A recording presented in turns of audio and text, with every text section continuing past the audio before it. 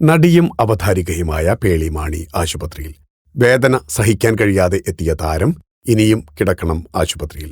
എല്ലാം തരണം ചെയ്തു വരുന്നു എന്ന പോസ്റ്റ് വന്നതോടെയാണ് ആരാധകരും ആശ്വാസത്തിൽ എത്തിയത്. ആശുപത്രിയിൽ നിന്ന് തന്റെ ആരോഗ്യനില പങ്കുവെച്ച് നടിയും അവതാരകയുമായ പേളിമാണി. എനിക്ക് ഒരുപാട് മെസ്സേജുകൾ ഇൻബോക്സിൽ വന്നു.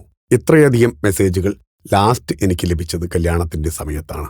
ഒരുപാട് പേർ ഞാൻ ഓക്കെ ആണോ, എന്താണ് സംഭവിച്ചത് എന്നൊക്കെ ചോദിച്ച് മെസ്സേജ് അയച്ചിട്ടുണ്ട്.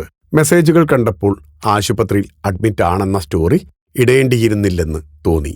എന്നെക്കുറിച്ച് ആശങ്കകൾ അറിയിച്ചുള്ള മെസ്സേജുകളായിരുന്നു കൂടുതലും. അത് കണ്ടപ്പോൾ എനിക്ക് ഒരുപാട് സ്നേഹം തോന്നി.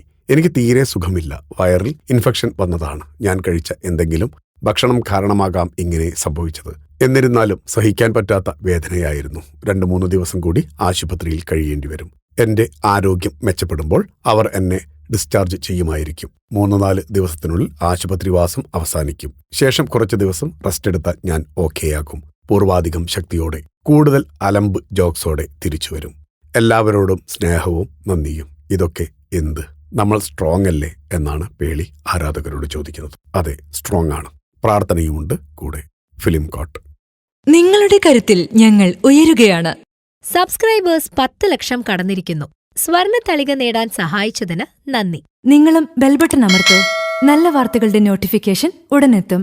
വിശ്വസിച്ച് ഒപ്പം നിൽക്കുന്നവർക്ക് ഒരിക്കൽ കൂടി നന്ദി.